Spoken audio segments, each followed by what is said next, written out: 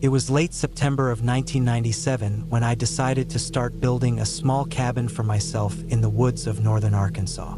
I was 32 years old at the time, working construction during the week, but I had bought a little patch of land off a logging road. It wasn't much, just under 5 acres, but it was tucked back far enough from town that you could sit out there and hear nothing but the wind moving through the trees and the sound of birds cutting across the canopy. I had this idea in my head for years that I wanted a place of my own. Not a fancy house, not something people would drive by and admire, just a quiet cabin I could put together with my own hands, something to step away from the world when I needed to breathe. I didn't have much to work with. A pile of rough lumber I hauled in with my old Chevy, a box of tools that had seen better days, and a few rolls of black roofing felt. I planned to do the rest bit by bit, scavenging what I could. That evening, the weather had turned in a way I wasn't expecting. The day had been sticky and hot, the kind of late summer heat that clings to your skin and doesn't let go. But by sundown, the wind picked up and the sky started to bruise with heavy gray clouds.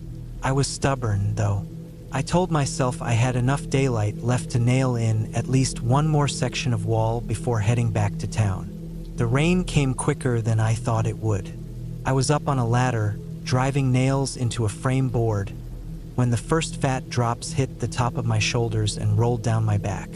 By the time I got down and covered my tools with a tarp, it was a full downpour.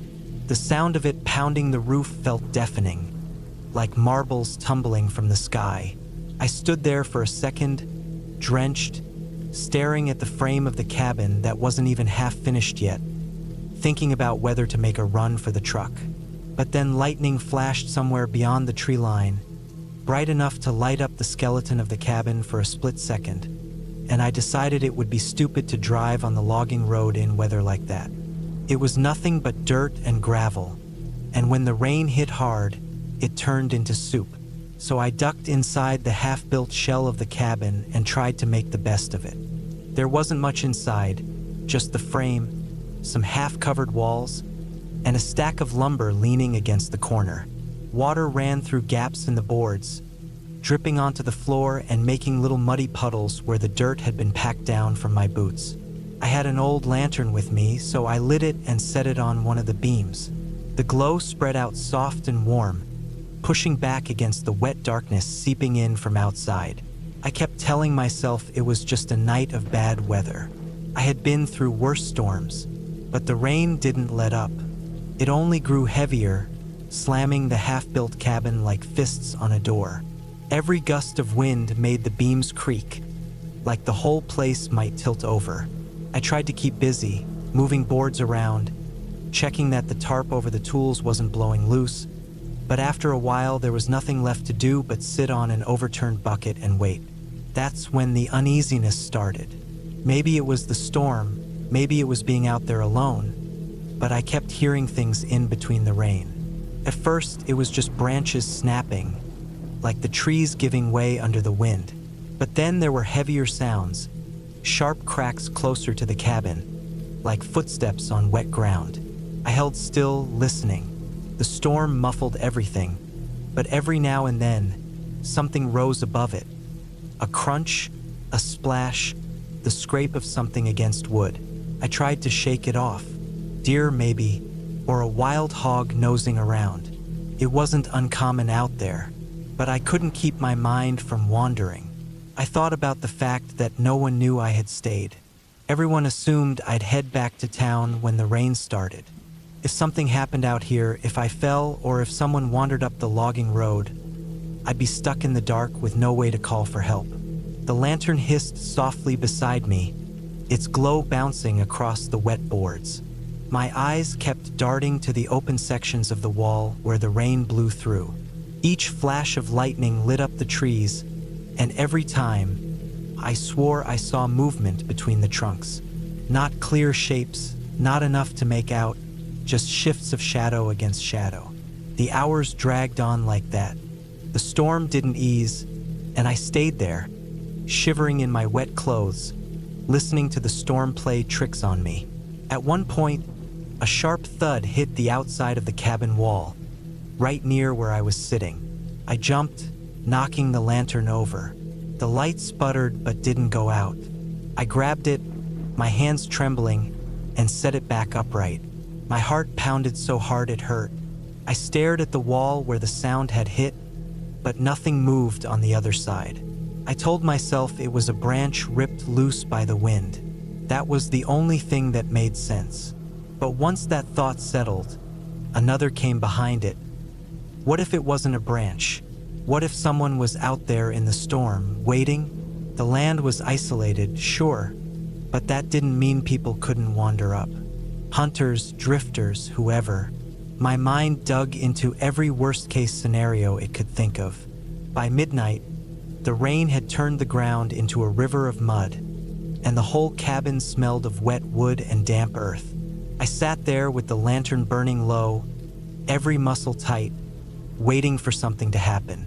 My boots were soaked, my shirt clung cold to my skin, and I felt the kind of bone-deep exhaustion that comes from fighting nerves for too long. Sometime after that, I heard it again, the deliberate sound of steps outside, slow and heavy, circling the frame of the cabin. My breath caught in my throat.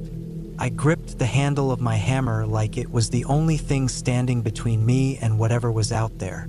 The steps stopped near the doorway where there wasn't a door yet, just an open gap. I kept my eyes fixed there, waiting for a shape to appear, but nothing came. Nothing but rain slanting through the opening. Minutes passed, or maybe it was only seconds. I couldn't tell anymore. Then the steps moved away, fading into the storm, swallowed by the sound of water hammering the trees. I sat frozen for what felt like forever, barely breathing, not daring to move. Eventually, I forced myself to blow out the lantern and sit in the dark. It felt safer that way, hidden in the shadows, invisible to anything outside. When the first light of morning crept through the clouds, I was still there, sitting on that bucket with the hammer in my hand. My whole body ached from the tension, but I was alive. I stepped outside into the gray, soaked world. The rain had slowed to a drizzle, and the woods looked calm again, almost peaceful. That's when I saw them. Boot prints in the mud, deep and clear, circling the cabin. Not animal tracks, not random, human. They came in from the trees, walked slowly around the frame, stopped at the doorway, then trailed off back into the woods. I didn't wait to figure out who had left them. I packed up my tools, threw the tarp over what I couldn't carry, and got into the truck. The road was still soft and messy, but I drove it anyway, slipping and sliding until I hit the main highway. My hands shook the whole way home. I didn't go back for weeks, and when I finally did, I didn't stay past sundown again. I finished the cabin, but the memory of that night never left me. I could live with storms, with hard work, with the quiet of the woods. But knowing someone had been out there, watching me in the dark while the rain drowned out everything else, that stayed in the back of my mind every time I sat in that cabin, even years later. The cabin was mine, but after that night, it never felt like it belonged only to me. It always felt like someone else knew it was there too.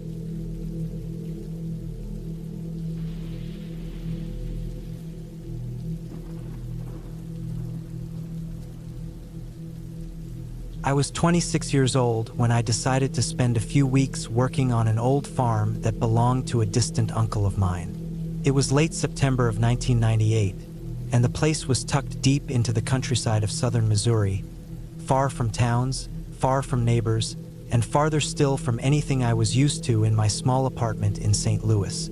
The farm sat on over 200 acres, most of it open fields with patches of thick woods in between.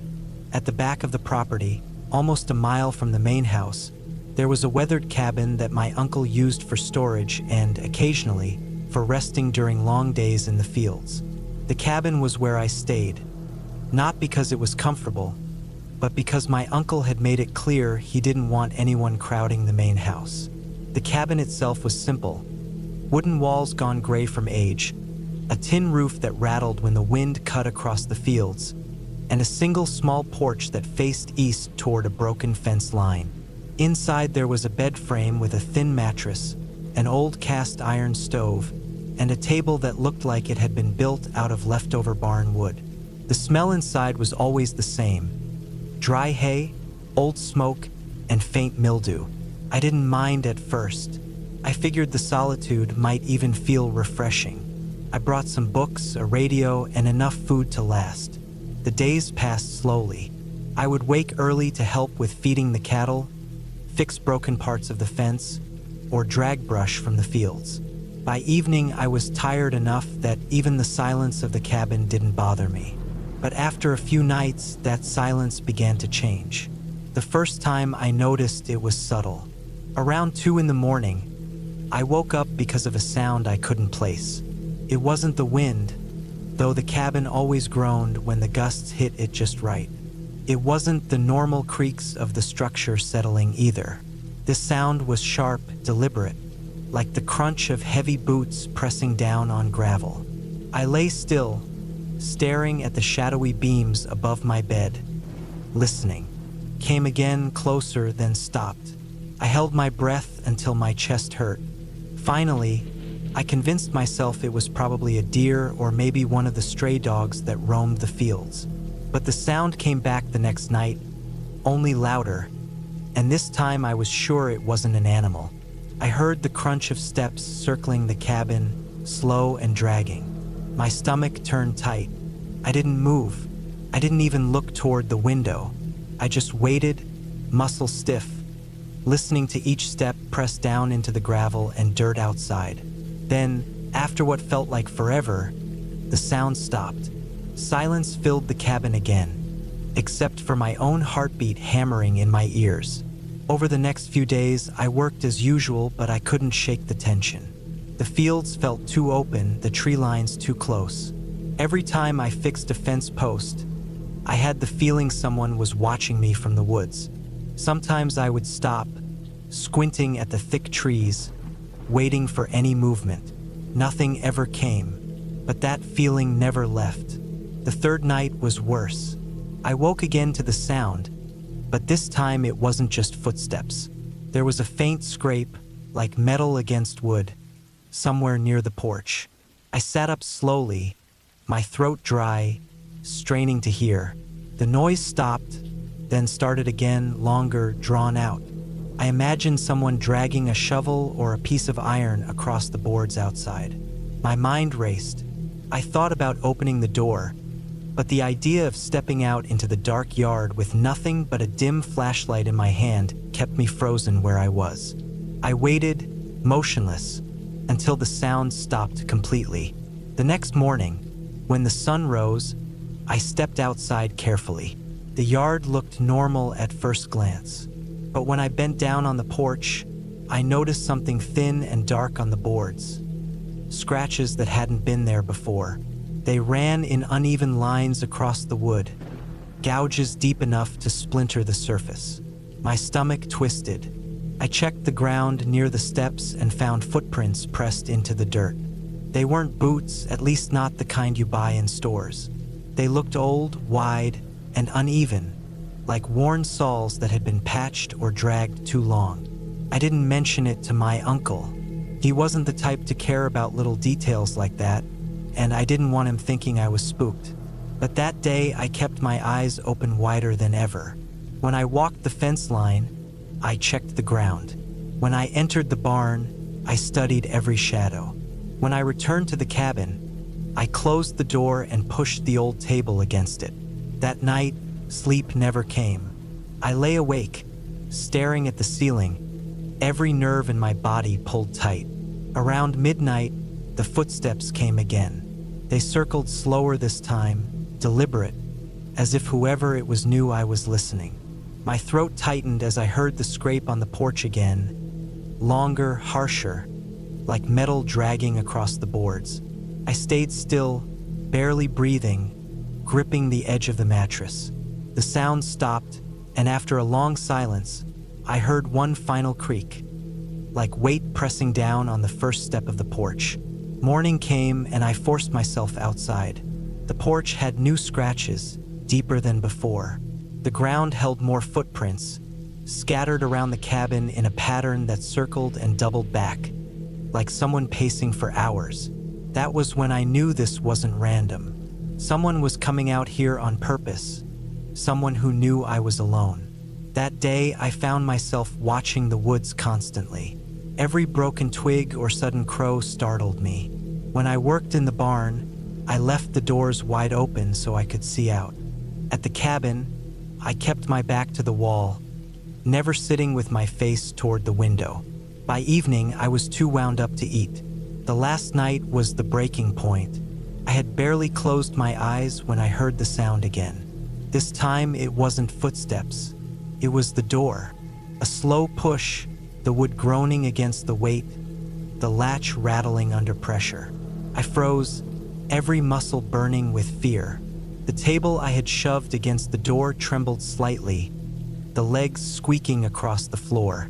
I stayed completely still, waiting for the next sound. The pressure stopped. Then silence. Long, unbearable silence. I didn't sleep after that. I waited until the first light of dawn cut across the porch. Then I opened the door. The table had shifted inches from where I had left it. The floor beneath it scuffed. My chest tightened as I stepped outside. The dirt was covered in footprints, too many to count, some overlapping, some leading straight into the woods. That was the morning I packed my things. I didn't even bother folding the blanket on the bed. I threw my bag over my shoulder and walked the mile back to the main house, never once looking behind me.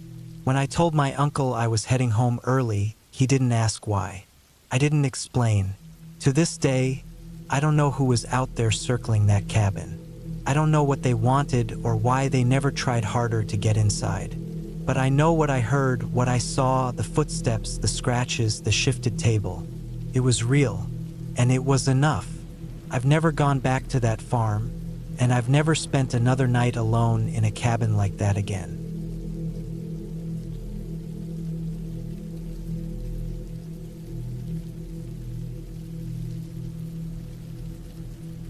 I hadn't been back down that road in almost 10 years. The stretch of dirt and gravel that wound along the tree line used to be so familiar, but when I drove it that afternoon, it felt foreign. My hands were tight on the steering wheel, and I noticed how the woods had grown in thicker since the last time. Branches reached further out over the road, almost like they were trying to close it off. It was mid-September, the kind of cool day when the air has that dry bite of the coming fall, and every shadow between the trees seemed longer than it should be. I hadn't planned on coming anywhere near that cabin again. Not since my ex-wife, Karen, and I split. She had kept it in the divorce. It was her family's land anyway, tucked way out in northern Michigan, a good half hour from the closest gas station. But the GPS had me detour off the main highway because of road construction. When I realized the back roads it suggested would take me past her cabin, my gut twisted. For a moment I considered turning around, but there wasn't a good place to do it. So I kept going. The further I drove, the heavier the air seemed to get. I rolled the window down to breathe easier, but the smell of damp leaves and pine needles didn't help much. I remembered weekends when Karen and I would come out here to cut wood or hike. Back then, the cabin had been a place of escape, even comfort. But the last few months we were together, it had become the opposite. Arguments that started small always ended big inside those walls. It was where I finally decided I couldn't do it anymore. When I rounded a bend and saw the cabin's roofline through the trees, my chest tightened. It looked almost the same, just a bit more weathered. The green metal roof had streaks of rust now. The siding, once a fresh coat of tan stain, had gone gray and blotchy. The front porch sagged slightly on one side. Grass and weeds had grown tall around the steps, which told me nobody had mowed in a long time. I slowed as I passed the narrow drive. The gravel strip leading up to the cabin had weeds pushing up through it, too. There was no car, no sign of anyone. I told myself to keep going, but something inside me made me stop just a little further down the road. I pulled over onto the shoulder, cut the engine, and just sat there, listening. It was so quiet. No distant cars. No chainsaws or four-wheelers like there sometimes were on weekends. Just the steady hum of insects and the occasional crack of a twig from deeper in the woods. That kind of silence can mess with your head. It makes you notice your own breathing too much. I don't know why I got out of the truck. Maybe it was curiosity, maybe it was something darker, like unfinished business. The air was cooler outside than I expected, and it made me shiver. I walked back toward the drive, my boots crunching on loose gravel. The whole time, I felt exposed, like eyes were on me, though I saw no one. As I stepped onto the drive, the smell hit me.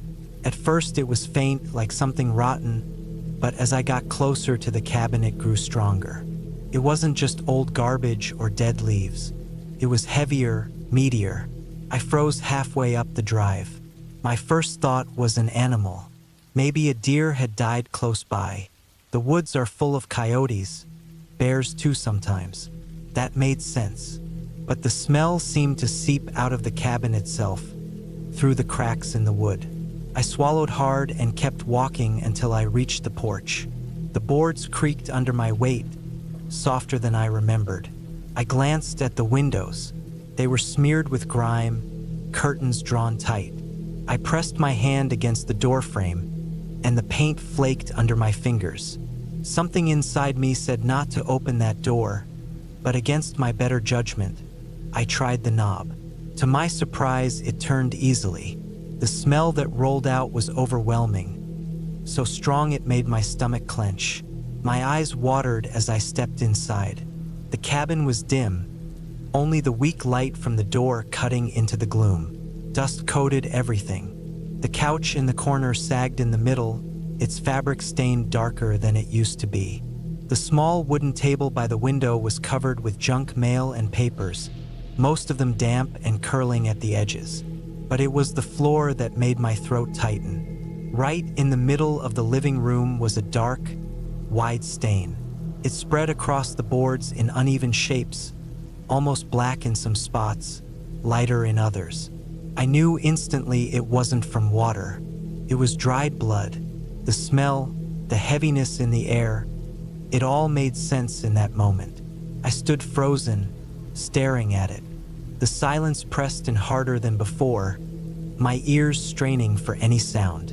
I thought about Karen. Had she been here recently? Had something happened to her? My chest pounded, and my legs felt like they wanted to run, but I couldn't move. Finally, I forced myself to back out, slow, keeping my eyes on that stain as though it might shift or spread if I turned my back. The sunlight outside felt harsh when I stepped onto the porch again, and I gulped down air like I'd been drowning. I hurried back down the drive, glancing at the tree line on both sides. My mind was racing with possibilities, none of them good. Maybe an animal had been killed inside, maybe someone had broken in, maybe something worse. I didn't want to think about Karen, but the thought pushed its way in anyway. When I reached my truck, I fumbled the keys before getting inside. My hands were shaking so bad I had to grip the wheel tight to steady them. I didn't start the engine right away. Instead, I sat there, staring at the narrow strip of driveway through the mirror. The cabin sat hidden back there, silent, as though nothing had happened. But that smell was still in my nose, and I couldn't shake the sight of that stain. I knew I couldn't just drive off and forget it. If I did, and later found out something terrible had happened, I'd never forgive myself. So I pulled my phone out and dialed the sheriff's office. I kept my voice level, explaining what I'd found without adding anything extra. They said they'd send someone out to check. When I finally put the truck in gear and pulled away, the cabin slipped out of view behind the trees. I felt a weight lift, but not all of it. The road stretched out ahead, but in my chest, the unease sat heavy. Later that night, I got a call back. The deputy said they had gone out there. They wouldn't give details, only that I had done the right thing by calling. The way his voice tightened at the end told me enough. Something bad had gone down in that cabin, and it was better I hadn't stayed longer. I hung up the phone and sat in the dark of my own place, listening to the hum of the fridge and the faint ticking of the wall clock. Normal sounds, safe sounds, but in the back of my mind, the cabin stayed with me. The smell, the stain, the silence pressing down. I knew I wouldn't ever drive that road again. Some things you don't need a second look at.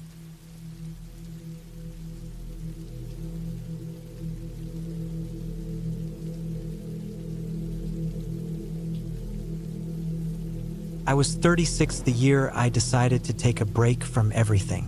My job, the city, the constant noise, I just wanted silence. I found an old cabin for rent on the edge of a small town in northern Michigan, far away from where anyone I knew would bother to visit. The man who rented it to me mentioned it was near an old graveyard, but I didn't think much of it. In the listing photos, the cabin looked quiet, tucked between crooked trees, with a patch of grass in the front that led down to a dirt road. It looked perfect for solitude. I arrived in early October of 1998. The air was sharp, leaves on the ground crunched under my boots, and the whole place smelled of damp soil. The cabin was smaller than I expected. One room with a narrow loft for sleeping. The wood walls were dark from age, and the windows rattled with even the smallest gust of wind. I liked it immediately. I unpacked slowly, keeping only what I needed. I had a sleeping bag, a kerosene lamp, a portable stove, and a cooler of food. I figured I'd stay 2 weeks, maybe longer if I liked it. Behind the cabin, maybe a 2-minute walk through the trees, sat the graveyard the owner had mentioned. I found it my first night when I took a walk before dark. The graveyard was nothing like the manicured cemeteries you see in cities. It was crooked, overgrown, forgotten. The ground dipped in strange places, as if the earth had shifted beneath the graves. Most of the stones leaned at angles, some so worn down that the names were barely visible. A few had fallen completely, swallowed by weeds. The place looked older than anything else around, like it hadn't been touched in decades. I didn't linger. There was something unsettling about standing among those crooked stones with the last of the daylight fading behind the trees. The air there felt colder, heavier. I walked back to the cabin and told myself it was just my imagination. The first night passed quietly. I woke once to the sound of branches tapping against the window, but that was it. The second night, though, was different. I was lying in the loft when I heard something. Quick, sharp sounds, like footsteps crunching in the leaves outside. My first thought was a deer, maybe a raccoon, but the steps paused, started again, stopped, then started once more. They had rhythm. They sounded deliberate. I held my breath, listening. The footsteps circled around the cabin, slow and steady, moving from one side to the other. My pulse picked up in my throat. I waited for them to fade, but they didn't. They stopped directly below the loft window, the one that faced the graveyard. For a long moment, there was only silence. Then I heard breathing, slow, heavy, human. I didn't move the rest of the night. I stayed frozen in my sleeping bag, every muscle in my body stiff, until daylight finally poured through the cracks in the wood. When I climbed down, I checked outside. The ground was wet with dew. Leaves stuck to my boots as I walked the perimeter. I found something in the dirt that stopped me cold. Footprints. Not boots like mine, but bare feet. The prints circled the cabin, just as I'd heard, and then disappeared back toward the direction of the graveyard. I tried to shake it off. Maybe some local kids were messing around. Maybe someone was drunk and wandered too close. I told myself a lot of things, but none of them explained the bare feet. That day, I kept busy chopping wood, cooking, anything to keep from thinking about it. But when night came, my nerves were already raw. I locked the door, barred the window as best I could with a chair, and blew out the lamp early. I lay in the loft again, staring into the dark, every sound magnified. Hours passed. Just when I thought I might sleep, I heard it again. Leaves crunching, slow steps circling the cabin. This time, whoever it was didn't stop at the window. The footsteps went to the door. I heard the handle rattle, soft at first, then harder. The wood creaked under the pressure. My throat went dry. I gripped the hatchet I had kept beside my sleeping bag, every muscle tensed. The door held, but the rattling went on for minutes, maybe more. Then it stopped. Silence. I didn't sleep at all. At dawn, I opened the door to check. Again, bare footprints trailed across the ground, this time pressed deeper into the mud, as if whoever it was had leaned into the door with their weight. I followed the prints a little way, far enough to see that they did, in fact, lead toward the graveyard. But I didn't go all the way in. I wasn't ready. By the third night, I was running on almost no sleep. My nerves were frayed, hands shaking, stomach in knots.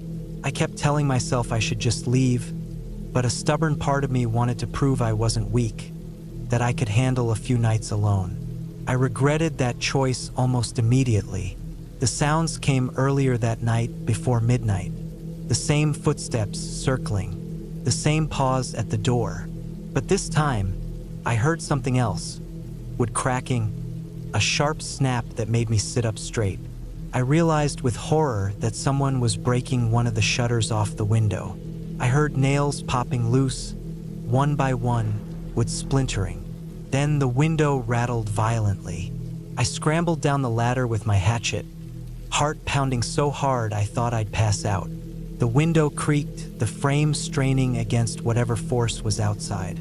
I gripped the handle of the hatchet so tight my knuckles ached.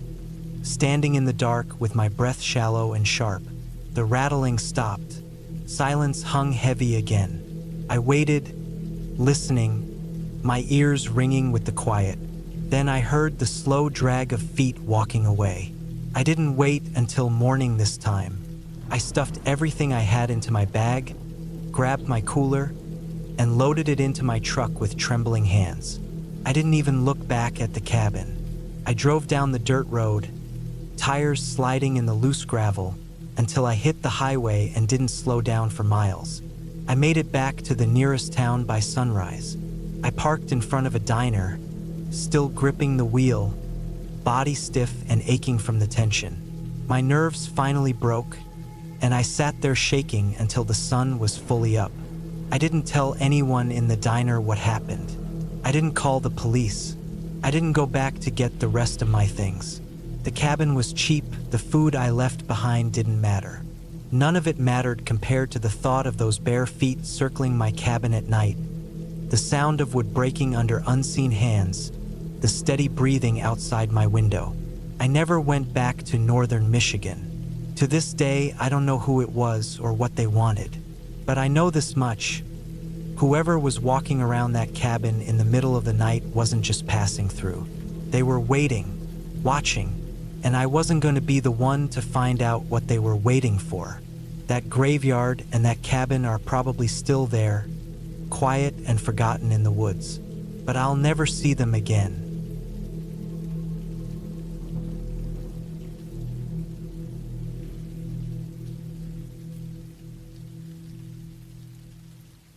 I hadn't been back to my grandmother's cabin in almost 12 years. She passed away the previous winter, and since nobody in the family wanted to deal with her things, it fell to me. I didn't mind the idea of driving out there at first. It was only a few hours from where I live now. But the closer I got, the heavier the whole trip felt. The cabin sat deep in the northern woods of Minnesota, not far from the Canadian border, in a place where cell service was more of a rumor than a reality. She'd lived there alone since my grandfather died in the early 90s, stubborn as ever, refusing to move into town. The last time I visited her there, I was just a teenager. I remembered the cabin being warm and oddly quiet, with shelves of canned food stacked neatly against the walls, and the smell of smoke from her wood stove seeping into every corner. She had always been careful about her land, proud of how self-sufficient she was. But this time, the air around it felt different before I even pulled into the long, narrow drive. The dirt road curved and twisted through the trees, branches brushing against the truck as I drove. By the time the cabin came into view, dusk was already setting in, and the place looked like it had been abandoned for decades instead of just a few months. The roof sagged in one corner. The paint had peeled almost completely away, leaving the wood gray and raw. Weeds and small saplings had started pushing up around the porch. I parked in front, shut off the engine, and just sat there with my hands on the wheel, listening to how quiet everything was. No hum of traffic, no voices, just the rustling of leaves in the wind and the occasional creak of old wood shifting. When I stepped out of the truck, the air was cold and damp. My boots sank slightly into the soft ground as I walked up the porch steps. The front door was locked, but the spare key was still tucked in the same spot under the left railing. The metal was rusted, and it took a good shove of my shoulder to get the door open. The smell hit me right away, a thick, sour odor, not strong enough to make me gag, but heavy enough to cling to the inside of my nose. It was the kind of smell you can't mistake once you've experienced it. Something rotten, something wrong. I froze in the doorway, already knowing what I was going to find, but not wanting to admit it. Inside, the cabin was dark. The curtains were still drawn, the air stale and heavy. I flicked on my flashlight and swept it across the living room. Everything was exactly as she had left it. Her quilt still folded on the couch. The little stack of books on the side table. Pair of boots by the door. But the smell was stronger inside, and I could feel the hairs on my neck stand up as I followed it back through the narrow hallway. Her bedroom door was cracked open. I pushed it slowly, the old hinges whining, and the beam of my flashlight slid across the bed. That's where she was. My grandmother's body was lying half on the bed, half on the floor. Her thin arms stretched out, fingers curled against the rug. Her clothes were the same kind of flannel and wool she always wore. Time and the cold of the cabin had done their work, and the sight of her like that, skin sunken, jaw slack, hair scattered across her face, was worse than I was prepared for. I just stood there, frozen, not knowing whether to go in or back away. I forced myself to step inside. My boots sank into the rug, and the smell was almost unbearable in that small space. It was clear she'd been gone for a long time, maybe since the first deep freeze of winter. No one had found her. No one had come out here. She had died alone, in the house she had always refused to leave. I backed out of the room quickly, breathing through my shirt, and went to the front porch to get some air. The trees swayed against the gray sky, and it felt like the whole place was pressing in on me. I should have called someone right away. Police, sheriff, anyone. But my phone had no service. It was going to be a long night before I could drive back to town in the morning. I didn't want to sleep in there, not with her body still in the back room, but the woods outside felt worse. The nearest neighbor was miles away, and I wasn't about to sit in my truck all night with the forest around me. So I went back in, shut the door, and lit a lantern from the supply shelf. As the hours went on, the cabin grew darker, the shadows pooling in corners. I kept hearing small noises, creaks, soft thumps, the kind of sounds that might just be the house settling. But I couldn't shake the feeling that they were something else. Every time I tried to sit still, my eyes wandered back to the hallway. The thought of her lying there, just a few steps away, made my skin crawl. I checked the locks on the doors twice, then 3 times. I slid a chair against the front door just in case. I sat at the kitchen table with the lantern burning low, listening, waiting, staring at the dark windows that showed nothing but my own reflection. At one point, late in the night, my dog, who had been curled up at my feet since we arrived, lifted his head and began to growl. The sound was low, steady, his eyes locked on the hallway. I froze, following his stare. The door to my grandmother's room was still open, just a dark slice in the lantern light. My stomach tightened, and I couldn't bring myself to move. The dog kept growling for almost a full minute before he finally went silent again. curling back down but still watching. I didn't sleep. I sat there with my back to the wall until the first light of dawn finally cut through the curtains. When I stepped outside, the air felt different, lighter. I loaded my dog back into the truck and sat there with the engine running, staring at the cabin for a long time. I thought about how she had lived there all those years alone, how she must have known that one day it would end like that, quiet, unnoticed, in the house she had refused to give up. I drove into town, found the sheriff's office, and reported everything. They sent people out right away. I followed them back to the cabin and stood outside while they went in. The deputies moved quickly, quiet but professional, and within a few hours, her body was taken away. The cabin stood there afterward, empty and silent. I knew then I would never step foot inside it again. The land would probably get sold, maybe torn down someday, but I couldn't see it as anything other than the place where she had died. The smell of it, the weight of that night, would always stick with me. When I left for good, I didn't look back at the cabin. The dirt road stretched ahead, the trees pressing in on both sides, and I focused on the way out, the relief of heading back toward people, toward noise and life. I had come to pack up what was left of her life, but instead, all I left with was the memory of how silence and loneliness can settle into a place until it feels like the walls themselves are breathing it. I never went back.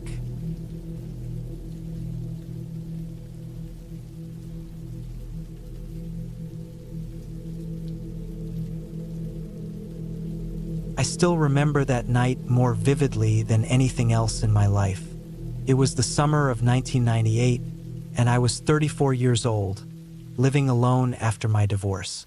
I didn't have much to my name at the time except for my old pickup, a stack of tools, and a cabin I had inherited from an uncle I barely knew. The cabin sat deep in the woods of northern Michigan, about 40 miles from the nearest town. My uncle had built it in the 70s as a hunting retreat, but he passed away years earlier and nobody else in the family wanted it. I decided to drive up one weekend to clean the place and maybe spend a night or two, just to see what condition it was in. The road that led there was rough, just gravel and dirt that twisted for miles through thick pine forests. My tires crunched against loose stone as I crawled down the path, branches scraping against the sides of the truck. When I finally pulled up in front of the cabin, the first thing I noticed was how isolated it felt. The trees closed in from all sides, towering like walls. The cabin itself was small, one story, with peeling brown paint and a rusted metal roof. The front porch sagged in the middle and weeds grew high around the base. I parked, killed the engine, and just sat there for a minute, staring at it. The silence in those woods pressed against my ears. When I went inside, the air smelled stale, like old wood and dust. The living room was cluttered with my uncle's old furniture. A worn-out couch, a scratched coffee table, and a hunting rifle mounted above the fireplace. The floorboards creaked under my boots, and I could see dust swirling in the shafts of light breaking through the windows. A faded rug covered most of the floor, its edges curled and stiff. There were two small bedrooms in the back and a kitchen off to the left. Everything looked untouched, as if frozen in time. I spent the afternoon cleaning. I swept the floors, wiped down counters, and threw out stacks of yellowed newspapers. I worked until the sun dipped behind the trees and shadows filled the cabin. By the time I sat down with a can of soup heated on the stove, I was exhausted but satisfied. The cabin felt more like mine, like I had claimed it in a small way. I hadn't planned on staying overnight, but by then it was too dark to drive back safely. I unrolled my sleeping bag on the couch and decided I'd just sleep there. Before lying down, I stepped out onto the porch to breathe in the night air. The woods were completely black. No moon, no stars visible through the thick canopy above. I couldn't see more than a few feet in front of me. The silence was heavy, broken only by the faint chirp of insects. Back inside, I locked the door and settled onto the couch. The fire crackled faintly in the fireplace, just enough light to keep the room from being swallowed by the dark. My eyelids grew heavy, and I drifted into a shallow sleep. Sometime in the middle of the night, I woke up. At first, I wasn't sure why. The fire had burned low, and the room was cold. My eyes adjusted, and I lay there listening. That's when I heard it, the crunch of leaves outside. Slow, deliberate steps moving across the ground. My body froze. For a moment, I told myself it was just an animal, maybe a deer nosing around. But the sound was steady, too heavy and careful. Not the scattered movements of a wild animal. The steps stopped just outside the cabin. I held my breath. The silence that followed was worse than the sound itself. Then came the faint creak of the porch boards under weight. My heart pounded in my chest. I slowly reached for the flashlight I had set on the table beside me, careful not to make noise. The beam of the flashlight cut through the dim room, but I didn't dare point it at the window. The porch creaked again. Then the faint sound of metal, a finger testing the doorknob. I gripped the flashlight so hard my knuckles hurt. The knob rattled slightly, but the lock held. Whoever it was, they didn't try to force it.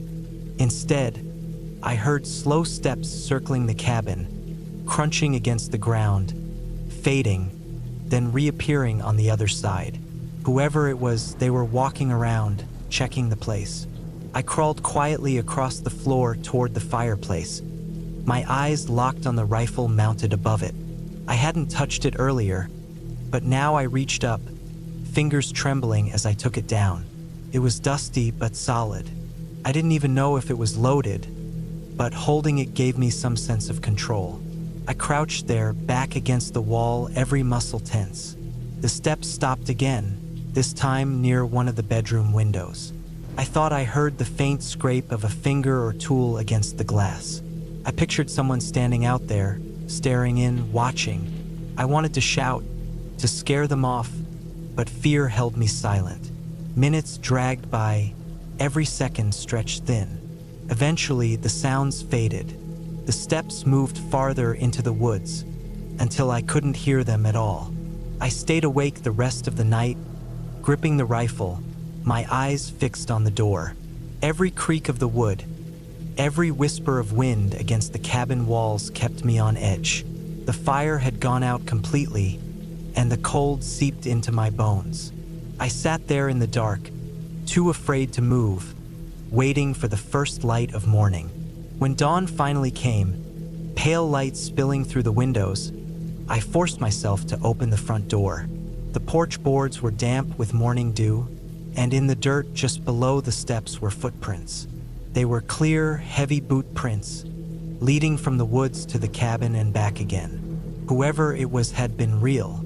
I followed the prints a few steps into the trees before stopping. The trail led deeper into the forest, but I couldn't bring myself to keep going. I turned back, loaded my things into the truck, and left. As I drove down that rough dirt road, my hands still shaking on the wheel, I knew one thing for sure. I would never spend another night in that cabin again. I didn't tell anyone right away.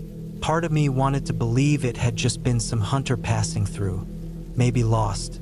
But the way they moved, the way they tested the door and windows told me different. They weren't lost. They were looking for a way inside.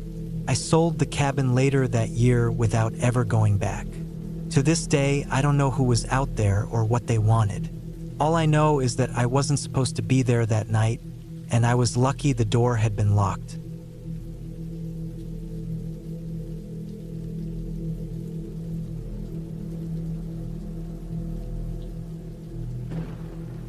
I was 34 that fall when I decided to spend a week at the small cabin I had built a few years earlier in the northern woods of Minnesota.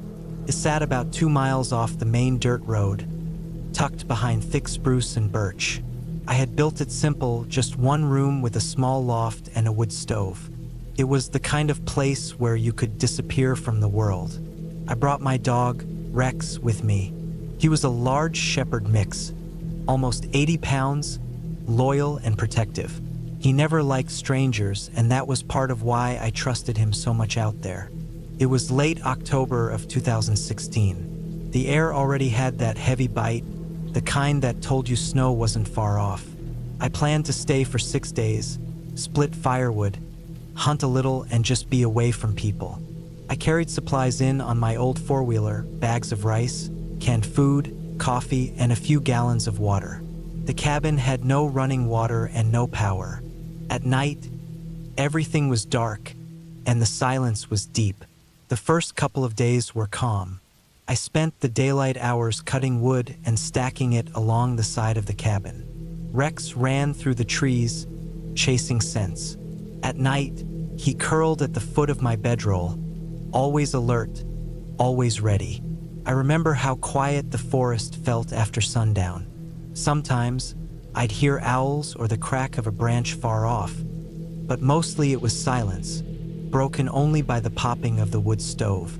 On the third night, the first strange thing happened. Around midnight, I woke up because Rex had lifted his head. His ears were sharp, his body stiff. I sat up and listened. At first, I thought it was just wind moving through the trees, but then I heard footsteps outside, slow, careful, like someone trying not to make noise on the leaves. My heart thudded. Out there, 2 miles from the nearest road, there shouldn't have been anyone. I stayed still, barely breathing. Rex let out a low growl. The footsteps stopped right outside the cabin wall. I reached for the small hatchet I kept by the bed. I wanted to believe it might be a deer, but deer don't walk like that, not with the rhythm of a man's step. After what felt like forever, the sound moved off into the woods. I sat awake until dawn, staring at the walls, listening for anything else. The next day, I told myself it had to be my imagination or maybe some hunter passing by. Still, I couldn't shake the unease. I noticed the ground outside, boot prints in the damp soil near the door. Not mine. Too fresh. That night, I barricaded the door with a heavy log and kept the hatchet closer. Rex barely slept. Every time the woods shifted, he lifted his head and listened. Around 2 in the morning, I heard the crunch of leaves again. Someone was moving outside, slower this time, circling. I could hear the faint scrape of something against the wood siding, like fingers dragging. I held Rex by the collar so he wouldn't bark and give us away. My mouth was dry, my palms sweating. The sound stopped after maybe 10 minutes, but I didn't close my eyes again. By morning, I was tired and on edge. I walked the perimeter of the cabin, trying to keep my thoughts steady. That's when I saw it. Near the back corner of the cabin, someone had pressed their boot hard into the dirt, almost like they wanted me to see it. The track was clear, deep, not mine. I thought about leaving, packing up and heading back to the truck, but I tried to talk myself down. Maybe it was just some drifter cutting through. Maybe they were gone now. I stayed. That evening, I built a big fire outside and sat with Rex close. I wanted to send a message. I was here. I was awake. I kept the rifle across my lap. But the firelight only made the shadows worse. Every shift of the branches felt like someone watching. By midnight, I took Rex inside and bolted the door. The sound came again. This time, not just footsteps. A slow, steady tapping on the window frame. I froze, staring at the small window covered by an old blanket I used for insulation. Rex growled deep in his throat, every muscle tense. The tapping lasted maybe 30 seconds, then silence. I didn't move. My chest felt heavy, like I couldn't breathe right. When daylight came, I ripped the blanket off the window and looked. On the outside, smeared into the condensation of the glass, was the mark of a dirty handprint. That broke me. Whoever it was, they weren't lost. They weren't passing by. They wanted me to know they were there. I packed everything as fast as I could. My plan was to haul it to the four-wheeler, ride to the truck, and get out. But as I loaded my gear, Rex bolted toward the trees, barking and snarling like I'd never heard before. I ran after him, shouting his name, but then I saw movement, a figure slipping back into the woods, tall, wearing a dark coat. I only saw them for a second before they were gone. Rex stood there, fur raised, teeth bared, staring into the trees. I didn't waste more time. I threw the rest of the gear into a bag, strapped it to the four-wheeler, and left. Every turn of the wheels felt too slow. I kept checking the tree line, sure I'd see that figure again. When I finally reached my truck at the dirt road, my hands were shaking so bad I could barely put the key in the ignition. Rex wouldn't stop growling until we were miles away. I didn't go back to that cabin for months. When I finally did, it was with friends. The place looked untouched, but something had been left behind. On the table inside the cabin, there was a single old hunting knife laid right in the center. I hadn't left it there. That was the last time I stayed there alone. Even now, years later, I think about those nights. The sound of footsteps circling the cabin, the tapping at the window, the handprint, and that figure in the trees. I never saw their face, never learned who they were or what they wanted. But I know for certain someone was out there watching me. When people talk about being scared, they usually mean things they imagine. For me, real fear was the weight of those footsteps on the leaves, the sound of someone dragging their fingers against my cabin wall in the dead of night. It was the certainty that I was not alone in a place where I should have been. I kept the cabin, but I never stay there overnight without others anymore. And whenever Rex and I drive past those woods, he still stiffens, ears pointed, nose high, as if he remembers the same thing I do, that somewhere out there, in the quiet of those trees, someone had been waiting.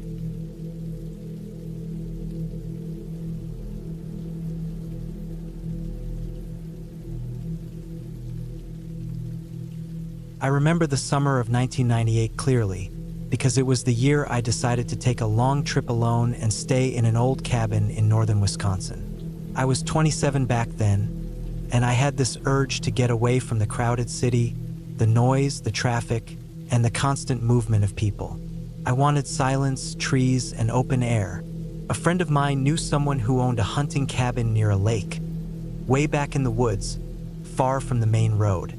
The place hadn't been used in a couple of years, but he told me I could have it for a week if I wanted. That sounded perfect to me. I left Chicago in my beat-up Ford on a Friday morning, and by the time I reached the dirt road leading to the cabin, it was late afternoon. The drive had been long, and once I turned off the main highway, the silence of the woods felt heavy. The dirt road stretched for what felt like forever, twisting and narrowing until trees leaned over from both sides, blocking most of the sky. When I finally saw the cabin, I felt a mix of relief and unease. Relief that I had found it before dark, but unease because the place looked much more run down than I had expected. The cabin was small, with weathered gray wood and a roof that sagged in the middle. The porch had missing planks, and the front door hung a little crooked. Around the cabin, the grass was overgrown, and weeds pushed through the cracks of the stone steps. Still, it stood solid enough, and I convinced myself it was fine for a week. I carried my duffel bag inside and looked around. The inside smelled of old wood and dust. There was a single room with a small kitchen area, a table with 2 chairs, a bed against the wall, and a narrow door leading to what looked like a storage closet. The windows were grimy, and cobwebs hung from the corners of the ceiling. I spent the first hour cleaning. I swept the floor, wiped the table, and laid my sleeping bag on the bed since the mattress looked stained. I wanted to get the place as comfortable as I could before nightfall. Once I was done, I stepped outside with a beer and sat on the porch. The sun was setting behind the trees, and the lake shimmered faintly through the gaps in the woods about 100 yards away. It was quiet, so quiet that I could hear the buzzing of insects and the occasional splash from the water. That first night, the silence became overwhelming. I wasn't used to it. Lying in bed, every creak of the woods sounded louder than it should have. The wind rustling through the trees felt close, like footsteps circling the cabin. At one point, I was sure I heard something brush against the outside wall. I held my breath and stared at the dark ceiling, my ears straining. Nothing followed, and eventually I fell asleep, though it was restless. The next morning, I went down to the lake. The water was still and clear, and the air smelled fresh and earthy. I spent the day exploring the trails around the cabin, cooking a simple meal on the stove, and trying to relax. By late afternoon, I felt more comfortable. I started thinking maybe I was just being jumpy my first night, and that I'd settle in. But that evening, while I was sitting at the table writing in a notebook, I noticed something strange. The cabin door, which I had shut tight earlier, was slightly ajar. I hadn't heard it open. At first, I thought maybe I hadn't closed it properly, but I was sure I had turned the old brass handle until it clicked. I got up, shut the door again, and checked the little lock. It wasn't much of a lock, but it worked. I shook off the unease, telling myself the frame was crooked and the wind must have nudged it open. That night was worse. Couldn't sleep. The sounds outside seemed sharper. Around midnight, I heard something that froze me completely. 3 deliberate knocks on the back wall of the cabin. Not loud, but clear. I sat up in bed, heart pounding, staring at the wall where the sound had come from. I waited, holding still, listening so hard my ears hurt. Nothing else came. No footsteps, no movement. I told myself maybe it was branches hitting the wood, but deep down I knew it hadn't sounded like that. It had been too precise. I didn't sleep much after that. When daylight finally came, I felt drained. My nerves stretched thin. I walked around the cabin, checking the ground and walls. On the dirt near the back wall, I thought I saw faint shoe prints. They were shallow and messy, but they didn't look like animal tracks. They looked human. The next day dragged. I tried to distract myself by fishing at the lake, reading an old book I had brought, even chopping some fallen branches to make a small fire pit. But the entire time I felt watched. Every time I glanced at the tree line, I half expected to see someone standing there. No one was ever visible, but the feeling wouldn't leave me. That night, the knocking came again. This time it was on the front porch. 2 slow knocks, a pause, then another. My chest felt tight, and I gripped the handle of the hunting knife I kept in my bag. I didn't move, didn't make a sound. The knocking didn't come again, but I heard faint shuffling, like boots on wood. After a long while, silence returned. By morning, I had made up my mind. I wasn't going to stay the full week. Something wasn't right. I packed my things, loaded the car, and decided I'd leave after one more walk to the lake, just to clear my head. When I got back, the cabin door was wide open. I knew I had locked it. I froze on the path, staring at that open doorway. My car was parked just a few yards away. Every part of me wanted to run for it and leave, but I couldn't resist stepping closer, knife in hand. The inside looked the same at first glance. Then I noticed my sleeping bag on the floor, unrolled and spread out, though I had packed it away. The chair by the table had been moved slightly, angled toward the door. Nothing else was touched, but it was enough to make my skin crawl. Someone had been inside while I was gone. I didn't bother looking further. I bolted out, threw my bag in the car, and started the engine. As I drove down that long dirt road, the cabin disappeared behind the trees. My hands shook on the steering wheel the whole way back to the highway. I never found out who had been there or what they wanted. I didn't tell the police because what would I say? There was no proof, just my word and a few shoe prints in the dirt. All I know is that I'll never go back to that place again. That cabin sits out there, deep in the Wisconsin woods, and someone else might think it's just an old abandoned building. But I know better. Someone was watching me out there, and they wanted me to know it.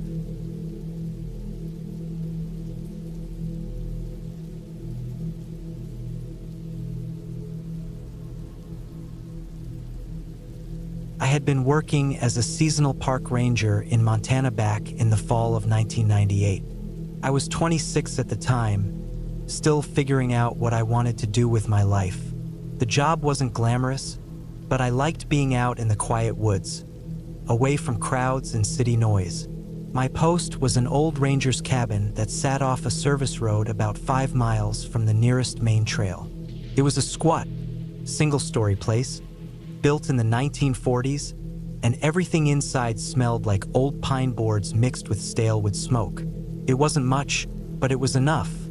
One small kitchen, a cot in the corner, a desk, and a wood stove that ate more logs than I could chop in a day.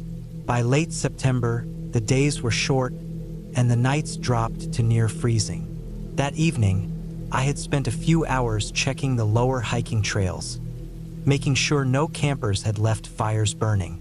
A cold rain started spitting around sunset, just enough to make my jacket damp and uncomfortable. I drove the service Jeep back up to the cabin, parked it under the lean-to, and carried in my gear. It was almost pitch black by the time I got a fire going in the stove. The sound of rain hitting the tin roof came steady, and the cabin creaked like it always did when the wind picked up. I remember heating a can of soup on the stove, eating it straight from the pot with a spoon. It wasn't a normal night, though, even if I didn't realize it yet. Something in the air felt heavier than usual. When I looked out the window while eating, I noticed how dark the tree line seemed. Usually the moon gave me some light, but the storm clouds had buried it. The forest was nothing but a wall of blackness. I had a routine. Before I settled in for the night, I always did one last walk around the cabin with my flashlight. The rain was cold and steady, hitting the brim of my hat, soaking through my boots. I walked the perimeter, checking the woodpile, the Jeep, the padlock on the tool shed. Everything seemed normal, except for one thing: muddy tracks by the rear corner of the cabin. They were faint, washed by the rain, but I knew they weren't mine. These weren't boot prints like the ones I made. They looked narrower, like work shoes. The odd part was how close they were to the back wall, like someone had been standing right up against the cabin, looking in. I shined the flashlight on the window above the tracks. I had no curtains, just bare glass. A chill ran up my spine when I thought about how easy it would be for anyone to stand outside and watch me without me knowing. I told myself maybe the tracks had been there earlier, left by another ranger, but I hadn't seen them that morning when I chopped wood. I went back inside, shut the door tight, and dropped the wooden beam across it. The stove was glowing red, filling the cabin with that dry, smoky heat. I tried to relax, reading an old field guide by lantern light, but every so often I caught myself glancing at the windows. The rain didn't let up, and the roof popped now and then as if something had shifted on it. Around midnight, I lay on the cot, half awake, listening. The forest around the cabin had a way of carrying sound. Sometimes I could hear elk calling miles away. That night, though, all I heard was the rain and, faintly, a crunch. It wasn't regular, not the sound of branches snapping in the wind. It was deliberate soft steps, then a pause, then another step. My skin prickled. I stayed still, staring at the dark ceiling. The steps moved closer, circling the cabin. Whoever it was knew I was inside, because the lantern still burned low on the desk. I didn't have a gun, just a heavy flashlight and a hatchet. I thought about reaching for the hatchet, but I didn't want to make any sound. The steps stopped by the back wall again, the same spot where I had seen the tracks. The rain poured harder, but in between the steady drumming I swore I heard a faint scratch on the wood. Not clawing, not animal, like the sound of a nail dragging along the siding. Minutes passed, maybe longer. Eventually, I didn't hear anything more. I sat up slowly, my heart hammering. I forced myself to peek out the window, but there was nothing except sheets of rain and the black woods beyond. I told myself it was probably my imagination, but I knew better. I didn't sleep at all the rest of the night. When dawn came, gray light filtered through the trees, and the storm let up. I went outside, boots sinking into wet earth. The tracks were there again, clearer now, fresh. They led from the trees straight to the back wall of the cabin, where the mud was scuffed like someone had stood there for a long time. Then they turned and disappeared back into the woods. No tire marks, no sign of a campfire, no sign of where the person had come from. Just those prints. I didn't report it right away. I told myself maybe it was some hiker who got lost and wandered by, even though the area wasn't anywhere near the main trail. The whole day I couldn't shake the feeling of being watched. Even while I checked signs and hiked out toward the river, I kept glancing over my shoulder. That night, I made sure to close every window shutter tight and stacked extra wood inside so I wouldn't have to go out. By 9 o'clock, the wind picked up again, and the woods outside groaned like they were alive. I tried to drown out my nerves with the hiss of the stove.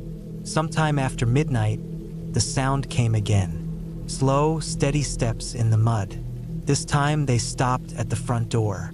I could hear water dripping off whoever it was onto the porch planks. Then the beam across the door rattled as if someone pressed against it.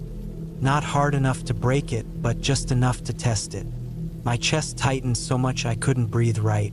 I gripped the hatchet, sitting on the cot, waiting. After what felt like forever, the steps moved away, circling to the side of the cabin.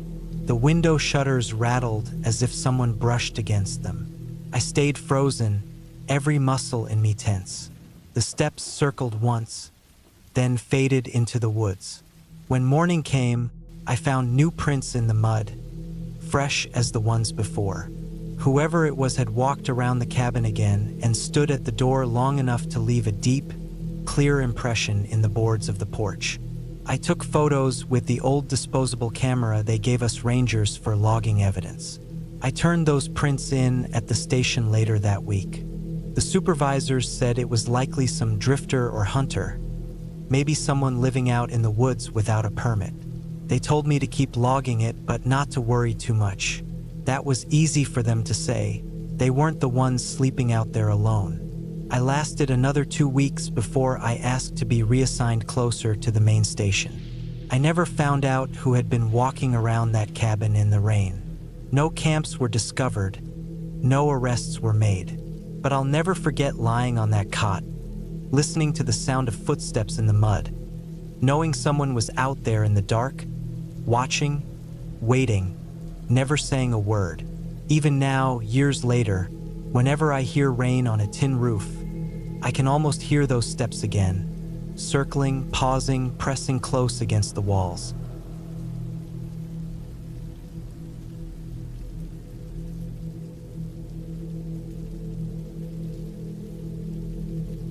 I was 32 the first time I came across the old cabin. It was the summer of 2016, and I had driven out to a stretch of land in northern Arkansas to explore some old hiking trails I had read about online. I had the habit of hiking alone, mostly because I liked the silence and the way my mind wandered when there wasn't anyone around to talk to.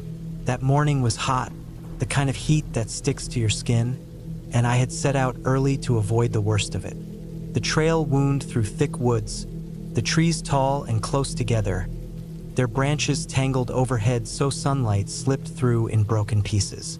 The air was heavy, full of the smell of damp leaves and soil, and the ground beneath me was soft and uneven. I had been walking for about 2 hours when I noticed the path starting to disappear, the dirt fading into patches of weeds and wild grass. I thought about turning back, but I was stubborn. I kept walking, pushing through brush until I spotted something ahead between the trees. At first, I thought it was a hunting blind or maybe some kind of old storage shed. But as I got closer, I saw the outline of a cabin. It was tucked back into a dip in the woods, half hidden by vines and tall grass.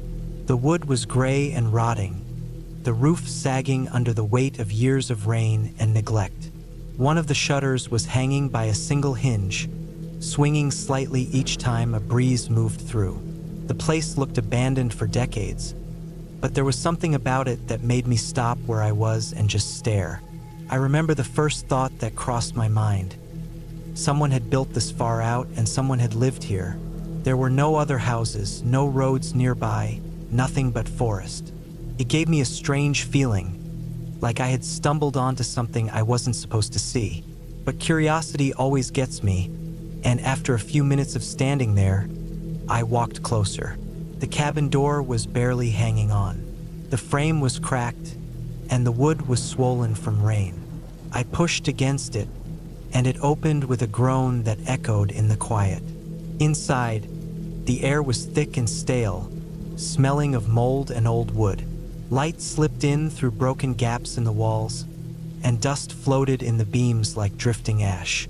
The cabin was one room, maybe 20 by 15 feet, with a small loft above reached by a ladder that was missing half its rungs. A rusted iron stove sat in one corner, its pipe bent and nearly detached from the roof. There was a table, broken in the middle, with one leg propped up on stacked boards. Against the far wall, there was a cot frame with no mattress, just the metal springs. The strange part was that everything looked like it had been left in a hurry. A pair of cracked boots sat by the door. On the table, there were old glass jars, some still half filled with what looked like beans or corn, though the food inside had long since rotted into black clumps. There was a tin coffee pot rusting in place. I kept looking around, and the longer I stood there, the heavier the silence felt. It wasn't like being in an empty house where you know it's abandoned and lifeless. It felt more like whoever had been here had left recently, even though everything clearly said otherwise. I walked to the loft ladder and looked up. The boards creaked under my weight, but I climbed halfway up until I could see into the loft. There was a blanket wadded into the corner, filthy and stiff with age. Next to it was a small metal box. I pulled it down and set it on the table. The box wasn't locked. Inside were a few things. An old pocket knife rusted shut, a couple of photographs so faded the faces were almost gone, and a small notebook. The notebook was stained, the pages warped from moisture.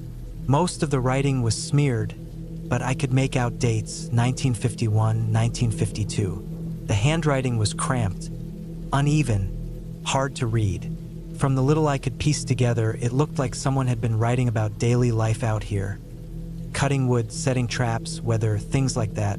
There were mentions of being watched, though the words were unclear. I sat there with that notebook in my hands for a long time. My skin prickled, and I couldn't shake the feeling that I wasn't supposed to be there. I decided to leave the box where I found it, put everything back in place, and stepped outside into the heavy heat again. But then I noticed something I hadn't seen before. Behind the cabin, in the weeds, the ground looked disturbed. At first, I thought it was just where the earth had sunk, but when I walked over, I saw the outline of something rectangular. The dirt was looser, darker than the ground around it. My stomach dropped. It looked like a shallow grave. I crouched down, ran my hand across the dirt. It was soft, like it had been dug not long ago, though I couldn't say for sure. There were no markers, no stones, no sign of animals digging at it. Just a clean rectangle of fresh-looking soil. The woods were quiet, too quiet. No birds, no insects, nothing. I felt sweat rolling down my back, but it wasn't from the heat anymore. I stood up fast, looked around, and realized how far from the trail I was, how deep in the woods I had wandered without thinking. If someone was using this place, or if something had happened here recently, I was completely alone with no one knowing where I was. I backed away from the disturbed ground and turned toward the trail. Every step felt like it echoed, even though the ground was soft. My ears strained for any sound behind me, but the forest stayed silent. When I finally got back to the trail, I walked fast, almost running at times, until I reached my car. The whole drive home, I kept thinking about that cabin and the soil behind it. For days, it stuck with me. I couldn't stop replaying it in my head.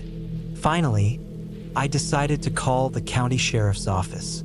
I didn't want to sound crazy, So I just told them I had stumbled on an abandoned cabin while hiking and thought I saw a grave-sized patch of freshly dug dirt behind it.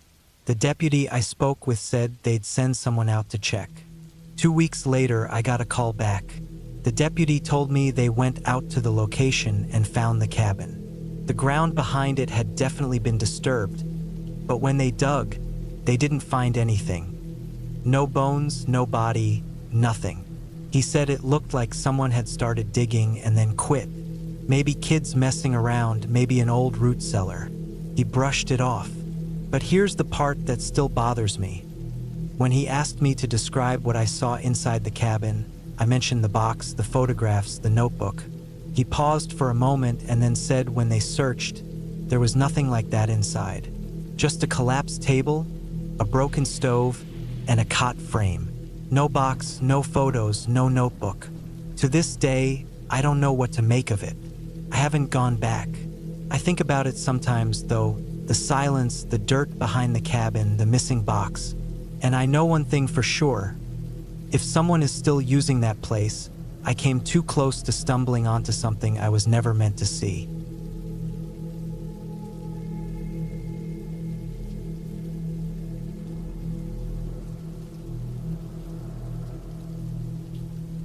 I was 32 the year I decided to spend a week alone in a hunting cabin in northern Montana. It was the fall of 1998, the kind of autumn that felt colder than usual, with mornings sharp enough to bite at your fingers the moment you stepped outside. A friend of mine had told me about a cabin his uncle used during hunting trips, far out past the logging roads where cell service didn't reach. I had been restless, tired of the noise in town, and I thought a week of silence in the woods would reset my head. The cabin was old but sturdy, a single room with a wood stove, bunk, and shelves of canned goods that had probably been sitting there since the early 80s. The first day was quiet, almost too quiet.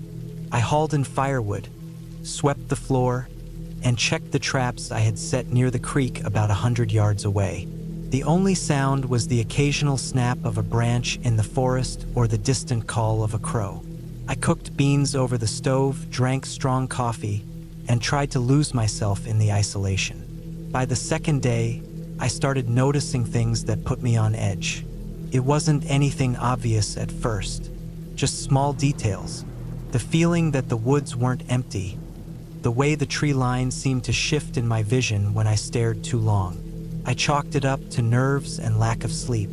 But when I checked the traps again that afternoon, I found one of them smashed flat, like someone had stomped on it with a boot. I couldn't imagine an animal doing that, not with clean, deliberate force like I saw. The chain wasn't snapped, it wasn't rusted. It looked like it had been pressed down hard. That night, I had trouble sleeping. I heard noises outside the cabin, slow, crunching steps in the leaves that came and went. I told myself it was a deer or maybe even a bear, but the rhythm of it felt wrong, too measured. I lay in the bunk with my rifle resting on the crate beside me, staring at the ceiling while the fire in the stove cracked and hissed. Every time the steps came closer, I held my breath. Every time they faded into the dark, I felt my chest loosen. On the third day, I went further down the creek to clear my head. The cold water made the air smell metallic, and the mud was soft under my boots. About half a mile out, I noticed boot prints in the damp earth. They weren't mine. I had only gone that far once, 2 days before, and these were fresh. The tracks weren't neat either. They cut sharp turns, doubling back on themselves like someone had been pacing or circling. My stomach sank. I crouched down, ran my hand over one of the prints. Size 11, maybe 12. Heavier tread than my own boots. I followed them for a few minutes, but they vanished into a patch of dry needles. I felt exposed out there, like my back was wide open, so I turned around and went straight back to the cabin. From that moment on, I couldn't shake the thought that someone else was out there with me. The next 2 nights bled together in my memory. I barely slept. Every snap outside jolted me awake. Once, I heard something brush against the wall of the cabin, slow and deliberate. Another time, I thought I heard breathing outside the window. I stopped using the lantern after dark and let the fire burn low, sitting in the shadows with my rifle across my lap. On the fifth morning, I decided I had to leave. Whatever peace I thought I'd find here was gone. I packed my bag, slung the rifle, and started toward the trail that led back to the dirt road where I'd left my truck. The path was narrow, with brush closing in on both sides, and every step felt like I was being watched. About an hour in, I found something that froze me. Hanging from a low branch, tied up with rough rope, was one of my traps. The same kind I had left by the creek, only this one was bent, warped almost in half. It dangled eye level, swaying slightly in the breeze. My chest went hollow. Someone had taken it, carried it here, and hung it where I couldn't miss it. I didn't wait. I turned around and went back to the cabin, bolted the door, and sat there shaking. The plan of leaving suddenly felt impossible. If someone was following me, I'd never make it out in the open woods. At least in the cabin, I had walls around me. I stayed that entire day inside, jumping at every noise. I hardly ate. My nerves were shot. That night, it escalated. Around midnight, I woke to the sound of wood tapping against metal. At first, I thought it was the stove, but then I realized it was coming from outside. Someone was dragging a stick or a branch along the cabin's siding, scraping it slow across the tin corners. It circled the whole cabin over and over until it stopped by the door. My heart thudded so loud I thought it might give me away. I kept the rifle aimed at the door until the first gray light of morning leaked through the cracks. On the seventh day, I forced myself to leave. My legs felt like dead weight, but I wasn't staying another night. I strapped everything tight and walked fast, ignoring every sound. When I reached the road, my truck was just where I had left it, but the driver's door was open. The inside smelled faintly of cigarette smoke, and there were muddy boot prints on the floorboard that weren't mine. I didn't waste time. I drove until the forest was miles behind me, my eyes flicking to the mirror every few seconds, expecting headlights to appear. I didn't stop until I reached the nearest gas station on the highway. Even now, years later, I don't know who was out there. Maybe just some drifter living off the woods. Maybe someone who didn't like me being in that cabin. All I know is that I've never gone back. The thought of those boot prints, the warped trap hanging from that branch, and the sound of footsteps circling my cabin at night still sits in my chest like a stone. That week taught me something I'll never forget. The silence of the woods is never really empty, and sometimes the scariest thing out there isn't an animal. It's another person who doesn't want to be found.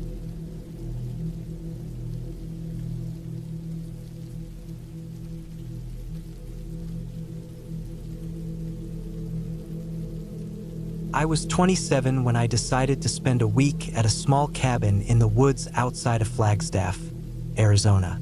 It was 1999, late autumn, the kind of cold where the air stung your nose at night, but the days were still clear.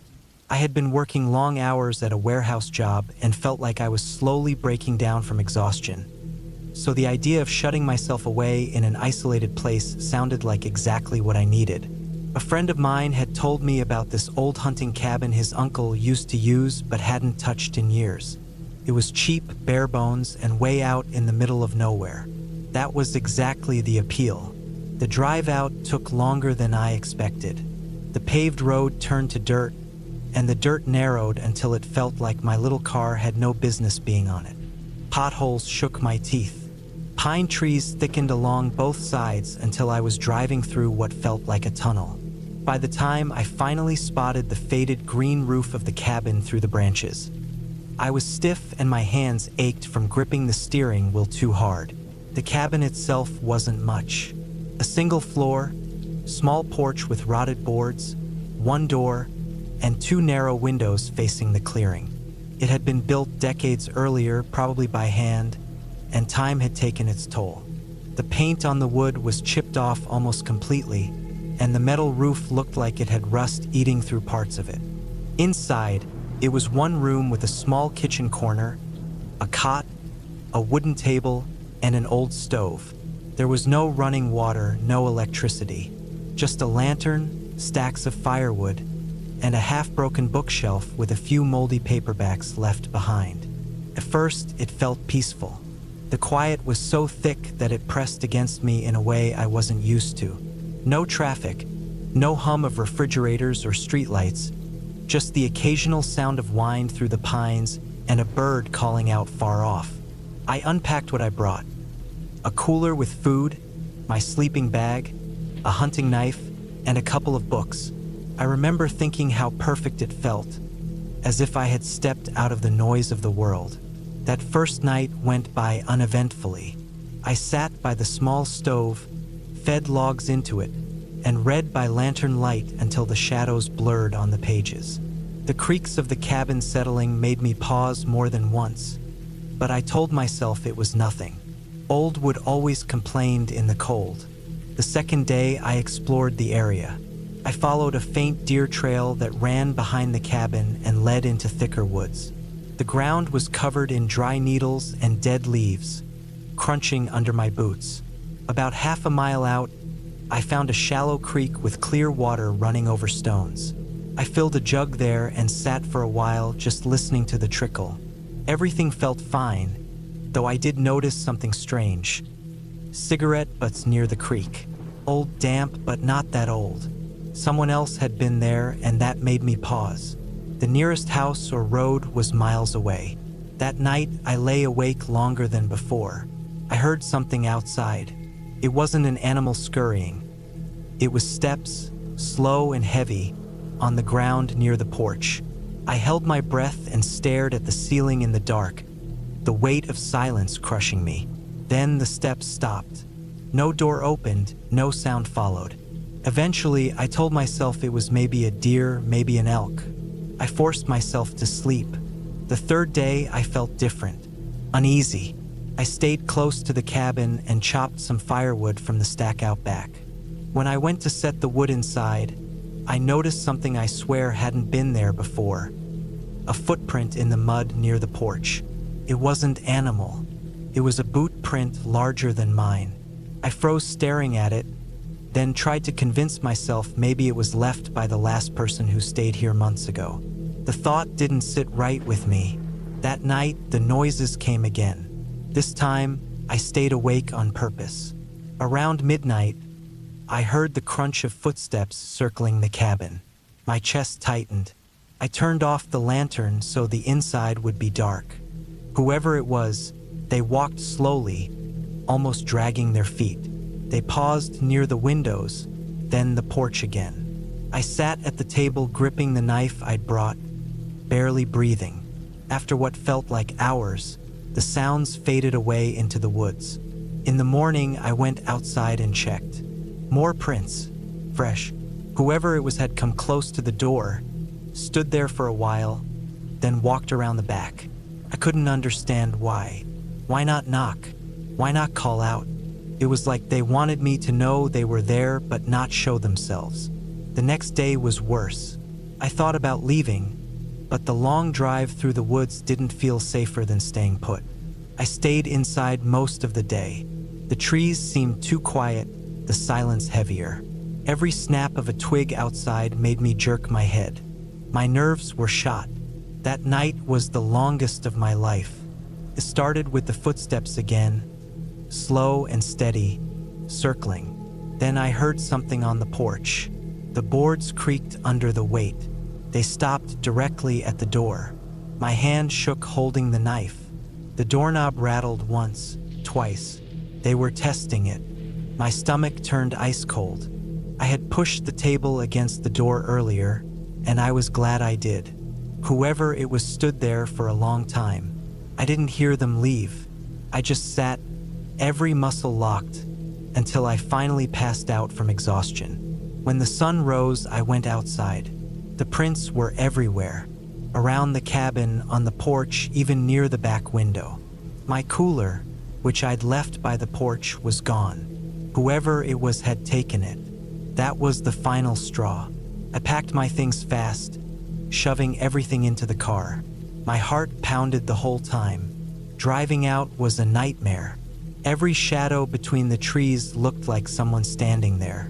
I kept checking my rearview mirror, convinced I would see a truck or figure following me down the dirt road, but no one did. By the time I hit the main road and saw another car, my hands were shaking so bad I had to pull over.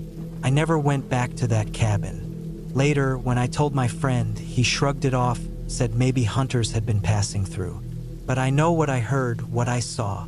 Hunters don't circle a cabin at night without saying anything. Hunters don't rattle doorknobs and steal coolers. The memory still sticks with me even now, years later. The sound of slow steps outside in the dead silence. The creak of the porch. The doorknob moving when I knew I was alone inside. It wasn't a ghost, it wasn't some legend, it was a person. And to me, that was far more terrifying.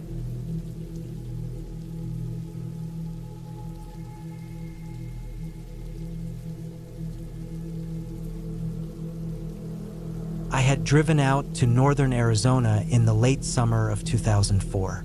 I was 33 at the time, and I had rented a small wooden cabin about 30 minutes off the highway, tucked deep into the forest.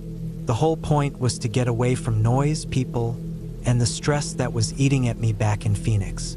The place I rented was bare bones, just one bedroom, a little kitchen, and a porch that faced into a stretch of woods so thick it felt like a wall of green.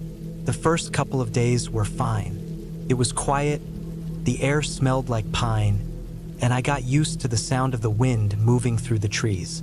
At night, it was darker than anything I was used to. No streetlights, no hum of traffic, just insects, owls, and sometimes the faint sound of branches cracking far away. It made me uneasy, but I told myself it was normal. Out there, everything makes noise. On the third night, something shifted. I had cooked a simple dinner, read for a while, and gone to bed early. Around 2 in the morning, I woke up to a sound I couldn't place. It wasn't the usual creak of the cabin or the wind in the trees. It was more deliberate, heavy, slow footsteps moving around the outside of the cabin. The walls were thin enough that I could tell it wasn't just an animal brushing past. It was measured, like someone was circling the place. I lay in bed frozen, listening. The steps would move along one side of the cabin, pause, then start again on the other. My heart hammered so hard I felt it in my throat. I had no cell service, and the old rotary phone on the counter wasn't connected to anything. The only weapon I had was a small axe I'd been using for firewood. I slid out of bed as quietly as I could and grabbed it. I didn't turn on the lights. I just stood there in the dark, gripping the axe, listening to the slow movement outside. At one point, the footsteps stopped right by the window next to the bed I had just left. I didn't breathe. I thought I could hear something else. A sound almost like low breathing, but not quite right. Eventually, after what felt like forever, the steps drifted away into the trees. I didn't sleep at all after that. I sat in a chair by the door with the axe in my hand until the first light of morning came through the trees. When the sun was up, I walked the perimeter. The dirt and pine needles were disturbed, but I couldn't make out clear tracks. It looked like someone or something had circled the cabin more than once. That whole day I felt on edge. I tried to brush it off as maybe some hiker, maybe some drunk, though I knew it made no sense. This place was too far from the road. That night, I locked the door, shut the windows, and kept the axe beside me again. Just past midnight, I heard it again. The same slow, deliberate steps. Only this time they didn't circle. They stopped right at the porch. I sat in bed, gripping the handle of the axe so tight my hand hurt. I waited, but nothing happened for a long time. Then, so sudden it made my stomach twist, I heard a sound from the porch that froze me completely.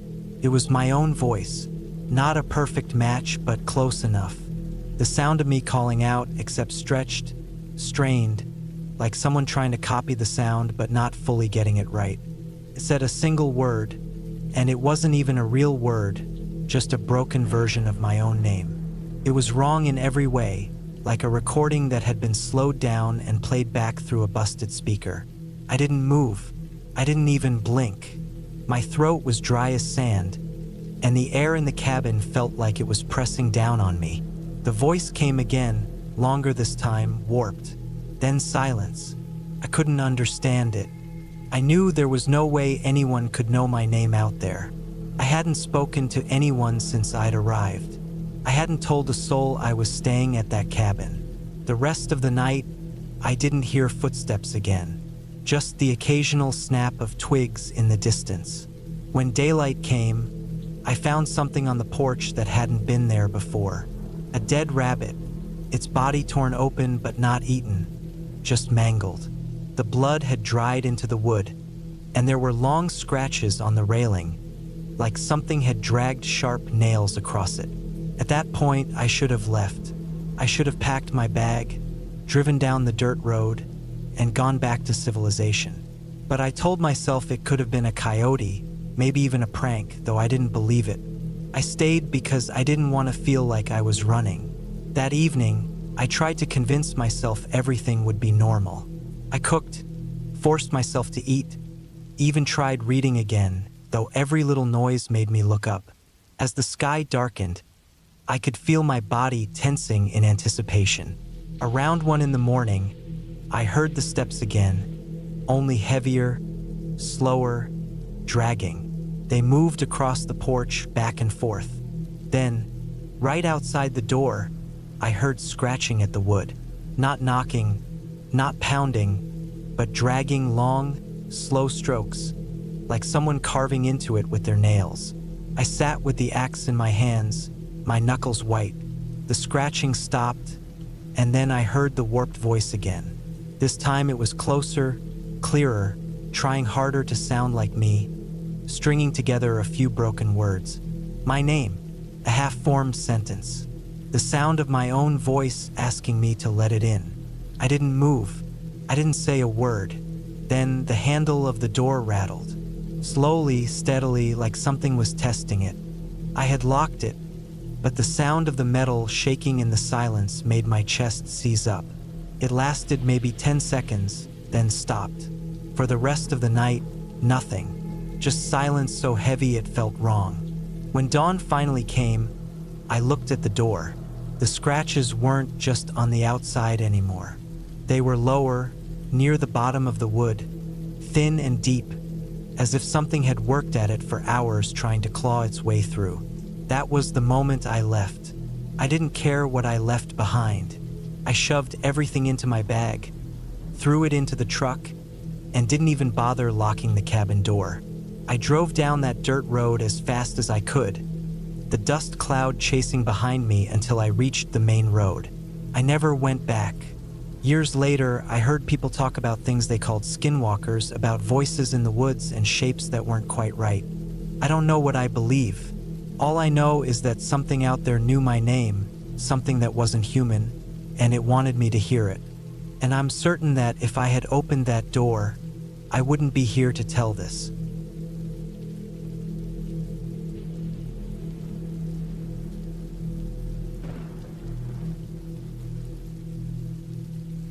I had never been the type to spend much time in the countryside, but in the autumn of 2012, I decided to get away from the city for a week. Work had been grinding me down, and I felt I needed space, silence, and some cold air that didn't reek of buses and petrol. I booked a small cabin near the edge of the Peak District in Derbyshire.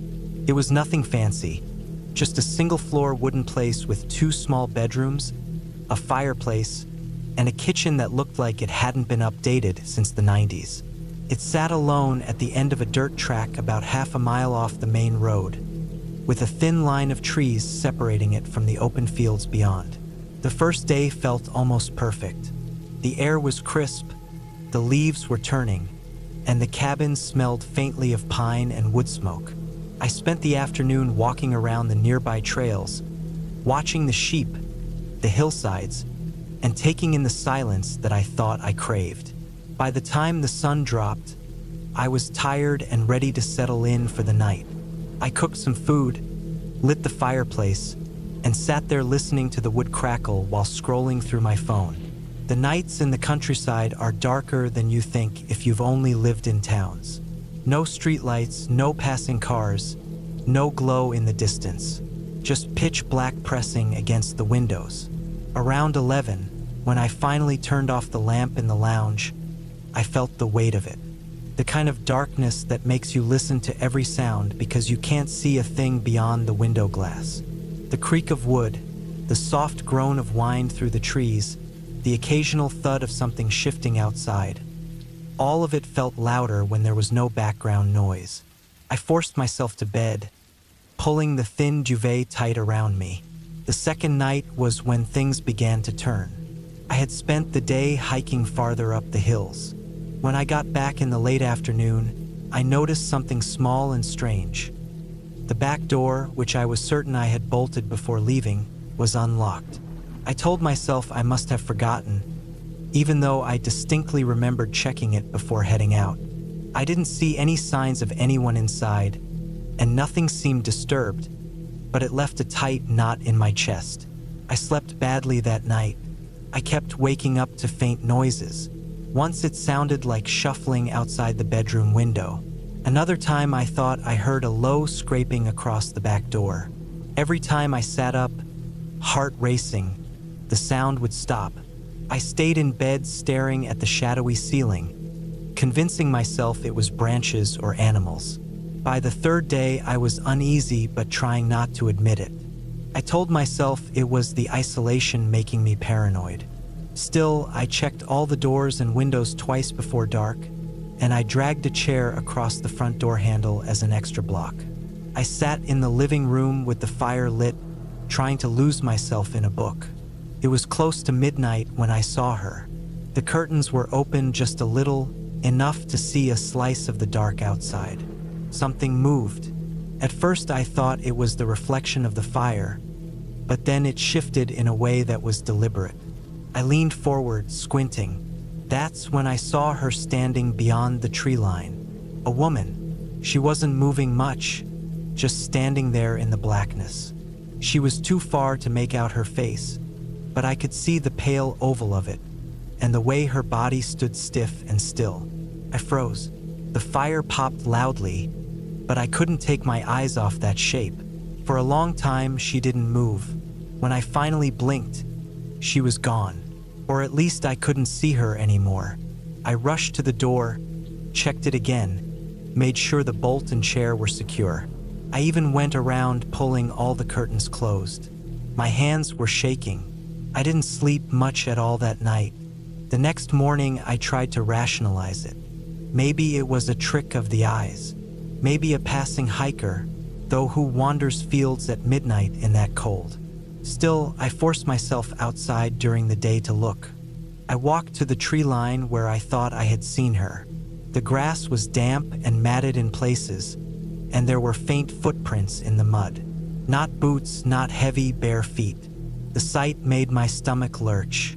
Someone had been standing there. That night, I didn't even bother with the fire. I locked every door, pulled the curtains, and sat in the dark lounge with only a lamp on. I told myself if I just stayed quiet and kept watch, it would be fine. Hours dragged. Every creak set my nerves on edge. Sometime after midnight, I heard the crunch of footsteps on gravel outside the cabin. Slow, deliberate steps. They circled. I could hear them shift from one side of the cabin to the other, pausing, scraping lightly against the walls as though fingers trailed across the wood. My mouth went dry, and I gripped the heavy fireplace poker in my hand, waiting, not daring to breathe. Then silence. Long silence. I forced myself to peek through the smallest crack in the curtain, lifting it only an inch. She was there again, closer this time, just beyond the small patch of grass by the porch. She stood barefoot, her clothes thin, arms hanging loose by her sides, face still shadowed but unmistakably pointed toward the cabin. She didn't move, didn't shift, just stood there in the cold night, staring. I backed away from the window and sat against the wall with the poker, heart hammering so hard I could hear it in my ears. I waited like that until the first pale light of dawn slipped around the curtains. When I finally dared look again, the yard was empty. That was enough. I packed quickly, shoving everything into my bag with trembling hands. By 9 in the morning, I had locked the place up and was driving back down the narrow lane to the main road, barely looking back at the cabin. Later, when I stopped at a petrol station on the way home, I noticed something else that chilled me even deeper. Muddy streaks on the side of my car door. Long, thin marks, smeared in the shape of fingers, dragged slowly down the paint. They hadn't been there before. I never told anyone at the rental company what I saw. I just returned the keys and drove away. I didn't want to explain or be laughed off. But even now, years later, I can still picture the pale face just beyond the tree line and the silent figure standing in the freezing night, watching. I knew what I saw was real, because no trick of the eye leaves bare footprints in the mud, and no imagination smears handprints down the side of your car. That week in the Peak District was the last time I ever stayed alone in the countryside.